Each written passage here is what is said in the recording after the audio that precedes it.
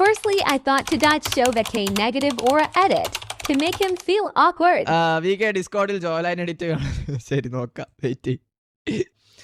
നമുക്ക് ഡ്യൂക്കിയുടെ ഡിസ്കോഡിൽ എന്തോ എഡിറ്റ് അയച്ചിട്ടുണ്ടെന്ന് പറഞ്ഞു. ബാ എഡിറ്റ് നോക്കാം ഗൈസ് നമുക്ക്.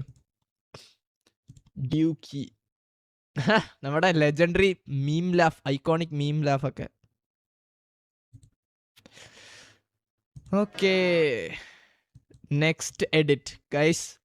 Are you ready for Dukey's next edit? Ba.